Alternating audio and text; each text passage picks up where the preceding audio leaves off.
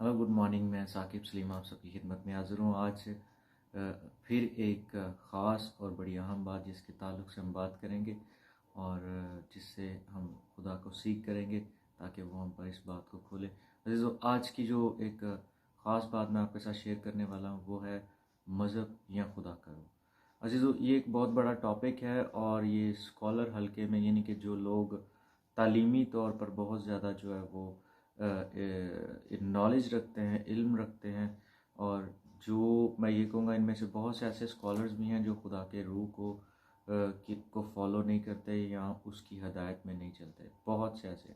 लेकिन ऐसे लोग भी हैं जो इल्म के साथ साथ खुदा के रूह से भी भरे हुए हैं।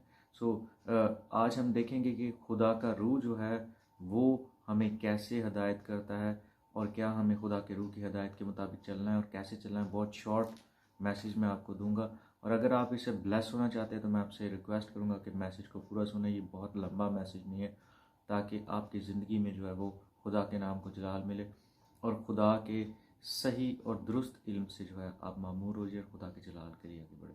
अज़ीज़ो, मैं बात करूँगा मज़हब और रूह की, खुदा के रूह की। अज़ीज़ो, मज़हब जो है इसका लफ्ज़ी मतलब तो कुछ और ही है, जो बहुत अच्छा मतलब है, यानी राह या रास्ता।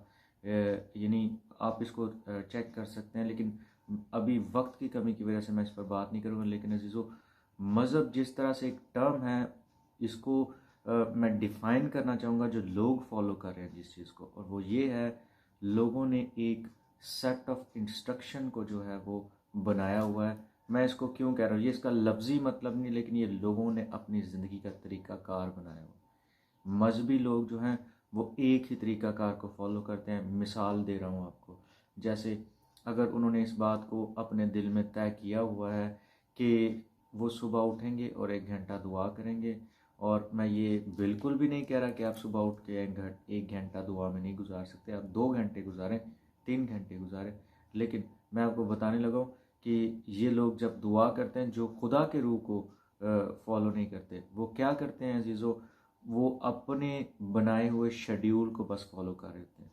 उसके साथ उनका दिली कोई ताल्लुक़ नहीं होता। दिली ताल्लुक़ क्या है? जब आपके अंदर से मोहब्बत निकलती है किसी के लिए।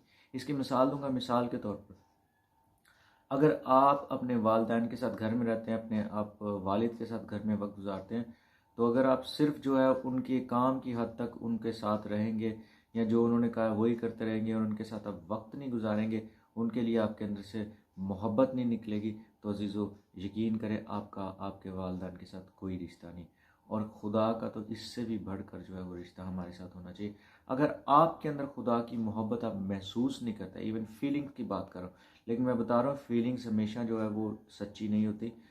फीलिंग्स जो है वो तब्दील होती रहती है। लेकिन क्या आपके अंदर खुदा के ताल्लुक़ से एक ख़ास उन्स और एक ख़ास तड़प आप महसूस करते हैं कि आपके अंदर वो है कि वो मेरा बाप है और मैं उसके साथ जो है वो वक्त गुजारना चाहता हूँ। अगर ये नहीं है और अगर आप सिर्फ़ और सिर्फ दुआ इसलिए कर रहे हैं ताकि आप खिदमत में आगे बढ़ जाए, मैं आपको बता रहा हूँ कि आपका बाप और बेटे का कोई रिश्ता नहीं है। तो फिर आप क्या कर रहे होंगे? जब आप मजहबी होंगे तो आप क्या कर रहे हो? आप सिर्फ़ और सिर्फ अपने फ़राइज़ पूरे कर रहे होंगे, और ये फ़राइज़ ही मज़हब को जो है वो आगे बढ़ोतरी देता है। क्योंकि क्रिश्चियनिटी या मसीहत जो है वो कोई मज़हब नहीं है, बल्कि ये ज़िंदगी गुजारने का तरीक़ाकार है और ये आज़ाद तरीक़ाकार है। मैं ये बिल्कुल इनकरेज नहीं कर रहा। इस आज़ादी में जो है वो गुनाह बिल्कुल शामिल नहीं, क्योंकि कलाम मुक़द्दस में लिखा है, बाइबल मुक़द्दस ये फरमाती है कि जो मसीह में हमें आज़ादी हासिल है उसे हम बदी का पर्दा ना बनाए, ये कहा गया है। ये इसका तो इससे कोई ताल्लुक़ नहीं है। मैं आपको बताने लगा, अभी हम ये भी सीखेंगे कि खुदा की रूह की हदायत कितनी ज़रूरी है और वो कैसे आप जान सकते हैं। मैं बहुत ज़्यादा तो आपको एक्सप्लेन नहीं कर पाऊँगा, लेकिन जब आप ये मैसेज सुनते हैं और आप महसूस करें कि आप खुदा के रूह को आप फॉलो नहीं कर रहे और आप ब्लेस हुए हैं कि आप अब अपनी ज़िंदगी के उस ख़ास तरीक़ाकार को जिससे आप तंग आ चुके हैं, आप उसको छोड़कर खुदा के रूह को फॉलो करना शुरू करें, तो फिर आप अपने लिए दुआ भी करें, इकरार भी करें जो आपसे गलतियाँ हुई, और फिर खुदा आप पर और ज़्यादा इस बात को खोल देगा। मैं आपको बताना चाहता हूँ, जब आप अजीज़ों मज़हब को ये ख़ास तरीक़ाकार को फॉलो कर रहे थे, आप उसी पर डिपेंड कर रहे होते हैं। मिसाल के तौर पर बहुत से लोग इसलिए बाइबली इल्म हासिल करते हैं ताकि वो सिर्फ़ और सिर्फ जो है वो लोगों को उनका मुंह बंद कर सके। वो जो गैर मसीही हैं उनका मुंह बंद कर सके, वो जो मसीही हैं उनका मुंह बंद कर सके, उनके उनके इल्म के आगे किसी को कोई जवाब ना आए। इसका आपको क्या फ़ायदा है? इससे दूसरों को क्या फ़ायदा है? अजीज़ों, आप किसी दूसरे को इंसल्ट तो कर रहे हैं, आप किसी दूसरे को बहस में हरा तो रहे हैं, लेकिन अजीज़ों आप खुदा को उस पर ज़ाहिर नहीं कर रहे। क्या यीशु मसीह ने ऐसा किया? ये अपने आप से ज़रूर सवाल कीजिएगा।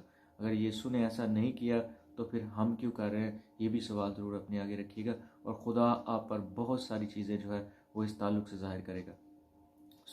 एक ख़ास तरीक़ाकार जब आप फॉलो कर रहे होते हैं, ऐसे लोग जो ख़ास तरीक़ाकार या मजहबी एक रूल्स और रेगुलेशन में फंसे होते हैं, ऐसे मसीही क्या करते हैं? वो रोज़ बाइबल पढ़ते हैं, रोज़ बाइबल पढ़ते हैं। लेकिन अजीज़ों, मैं आपको ये भी बताऊंगा, रूहानी लोग भी बाइबल पढ़ते हैं, उनका तरीक़ाकार फ़र्क होता है, वो भी हम सीखेंगे वो क्या है। रोज़ बाइबल पढ़ते हैं, लेकिन उनके बाइबल पढ़ने के पीछे जो मोटिव है सिर्फ ये होता है कि मैं अपनी रूटीन पूरा करूं, मुझ पर ये फ़र्ज़ है, मुझे ये करना चाहिए, मैं ये करूंगा तो मैं बहुत बरकत पा जाऊंगा। लेकिन मैं ये नहीं कह रहा कि जब आप बाइबल पढ़ें तो आपको बरकत नहीं मिलती। नहीं अजीज़ों, इसका बहुत गहरा ताल्लुक जो है वो आपके इनर के साथ है, आपके इनसाइड के साथ है, और ये ज़रूरी है। और इनसाइड को जब भी आप जाना चाहते हैं, आप कहते हैं मुझे कोई रीज़न नहीं मिल रही, मुझे कोई जिस्मानी रीज़न नहीं मिल रही, मुझे कोई लॉजिक नहीं मिल रही, तो सबसे पहले आप अपने वालिदैन को देखें, अपने फैमिली को देखें। क्या आपके अंदर उनके लिए मोहब्बत है? क्या आप सिर्फ उनके लिए फ़राइज़ को पूरा करते हैं? अगर आप एक भाई हैं और आपकी एक बहन है, तो क्या दिन रात जो आपके एज अ भाई फ़र्ज़ है सिर्फ वो पूरा करते हैं, या अपनी बहन या अपने भाई के साथ मिलकर आप एक अच्छा वक्त गुजारते हैं जिसमें आप जो है उसके साथ आपका रिश्ता जो है वो मजबूत हो जाता है? जी अजीज़ों, बिल्कुल इसी तरह से खुदा चाहता है कि जब हम दुआ करें तो खुदा की तरफ से उसके हुजूर जाए, सिर्फ हम अपनी ज़रूरतों को उसको सुनाने ना जाए। हालांकि ये बहुत ज़रूरी है कि हम ज़रूरतें भी उससे मांगें, क्योंकि कलाम मुक़द्दस में लिखा है, लेकिन आपका तरीक़ाकार तब्दील हो, आपका रिश्ता जो है वो खुदा के साथ एज अ बाप हो, और वो आपको यहाँ पर इवन महसूस भी होता हो। बहुत दफ़ा आपको महसूस नहीं भी होगा, बहुत दफ़ा आपको वालिदैन के ताल्लुक से भी ये महसूस नहीं होता कि ये मेरे वालिदैन हैं, लेकिन हम फिर भी उनसे मोहब्बत कर रहे होते, तो खुदा तो इससे बहुत बढ़कर है। अजीज़ों, अब हम रूहानी तरीक़ाकार की बात करेंगे। जो रूहानी लोग हैं वो क्या करते हैं, और जो रूह में चलते हैं वो कैसे जो है वो खुदा उनमें ज़िंदगी गुजारते हैं। अजीज़ों, जो रूहानी लोग हैं वो खुदा के पास दुआ करने के लिए इसलिए जाते हैं क्योंकि ये उनके लिए बहुत ज़रूरी है। इसके बगैर वो रह नहीं सकते हैं, क्योंकि उन्होंने अपने बाप के साथ वक्त नहीं गुजारा। वो आदम की तरह खुदा की जो है हुजूरी में वक्त गुजारना चाहते हैं, और बहुत से लोग हर वक्त हुजूरी में रहते हैं, वो हर वक्त दुआ करते रहते हैं, लेकिन वो तन्हाई में भी खुदा के साथ वक्त गुजारते हैं, क्योंकि कलाम मुक़द्दस में लिखा है, यीशु ने ये कहा कि हम अपने बाप के साथ जो है वो तन्हाई में और सबसे सेपरेटली जो है वक्त गुजारें। याद रखें, कोई भी रिलेशनशिप हो उसमें प्राइवेसी बहुत ज़रूरी है। ये बात बहुत गहरी है, मैं इस पर डिटेल में नहीं जाऊँगा, लेकिन ये बहुत अहम है। खुदा के साथ प्राइवेट उनका रिलेशनशिप होता है, खुदा के साथ बाप की तरह वो बात करें। अगर वो एक दिन उनसे दुआ आगे पीछे हो जाए तो उनको महसूस होता है कि मेरा कुछ छूटा, मैंने अपने बाप से बात नहीं की। और जब वो बाइबल मुक़द्दस पढ़ते हैं तो वो अपने बाप को सुनने जाते हैं, और वो बाइबल मुक़द्दस दूसरों के लिए नहीं पढ़ते बल्कि अपने लिए पढ़ते हैं, और इसीलिए खुदा का रूह भी उन पर मुकाशफात के ज़रिए से इस बात को ज़ाहिर कर रहा होता है। अजीज़ों, बाइबल मुक़द्दस का सिर्फ इल्म हासिल कर लेना जो है वो अहम नहीं है। ऐसा तो गैर अक़वाम भी करती हैं, और वो उनके पास सिर्फ इल्म ही है, खुदा का रूह नहीं, क्योंकि कलाम मुक़द्दस में लिखा है कि दुनिया जो है खुदा के रूह को नहीं पा सकती। अगर आपके पास खुदा का रूह है तो फिर आप सिर्फ एक सेट ऑफ इंस्ट्रक्शन या मज़हब को क्यों फॉलो कर रहे हैं, क्यों आप उस तरीक़ाकार को फॉलो कर रहे हैं? याद रखें, जो सेट ऑफ इंस्ट्रक्शंस को या सिर्फ मज़हब को फॉलो कर रहे होते हैं अजीज़ों, ये वो लोग हैं जो दुआ करते करते तंग आ जाते हैं, क्योंकि उनसे दुआ होती नहीं, क्योंकि दुआ तो हम करना जानते नहीं। बाइबल मुक़द्दस ये फरमाती है, खुदा का रूह ये जानता है हम कैसे दुआ कर सकते हैं। बाइबल मुक़द्दस वो लोग नहीं पढ़ सकते हैं, अगर पढ़ते हैं तो सिर्फ़ और सिर्फ इस मोटिव से कि वो किसी ना किसी को ये बात बता सकें, किसी ना किसी को जो है वो उनसे बहस जीत सकें, या वो फिर मैसेज सुना सकें। मैं ये भी नहीं कह रहा कि आप मैसेज सुनाने से पहले जो है, जब आप लोगों में खुदा के नाम को ज़ाहिर करना चाहते हैं, खुदा की बातें करना चाहते हैं, आप लोगों में ये मत ज़ाहिर करें, आप लोगों में जाने से पहले मत बाइबल पढ़ें, ज़रूर पढ़ें। मैं आपको बताना चाहता हूँ चीज़ों, खुदा का रूह ये चाहता है हम आज़ादी से ज़िंदगी गुजारें। खुदा का रूह जो है ये हवा के झोंकों की तरह एक अटरेंस है जो आप पर आती है। आहिस्ता आहिस्ता आप इसको समझना शुरू करते हैं, उसके रूह के साथ जब आप वक्त गुजारते हैं। ये कोई ख़ास तरीक़ाकार नहीं है अजीज़ों। खुदा का रूह जो है वो एक वक्त में हो सकता है आपको रात को 3 बजे दुआ करने के लिए उठा दें, लेकिन एक वक्त में हो सकता है कि वो अगले दिन आपको कुछ और तरीके के साथ किसी और वक्त में जो है वो दुआ के लिए उभारे, और वो जो दुआ होगी वो खुदा के रूह की हिदायत से होगी, और उस वक्त में आपका खुदा के पास से जाके उठने को दिल नहीं करेगा, और आप अपनी ज़िंदगी जो है वो गहरे में तब्दील कर रहे होंगे, और आप रूह की हिदायत में चल रहे होंगे। सिर्फ खुदा का रूह आपको रूहानी चीज़ों में नहीं, ज़िंदगी के हर एक तरीक़ाकार में आपकी मदद करेगा।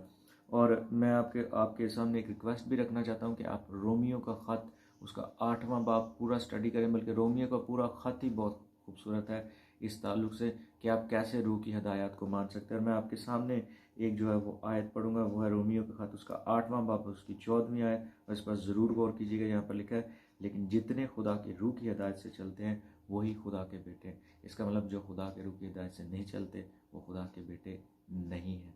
क्या आप खुदा के बेटे हैं? सो अगर हैं तो अज़ीज़ों, जानना शुरू करें कि हम उसकी रूह की हिदायत के पीछे कैसे चलें। Thank you so much, God bless you. अगर आप इस मैसेज से ब्लेस हुए हो तो ज़रूर इस मैसेज को शेयर करें। Thank you, God bless you.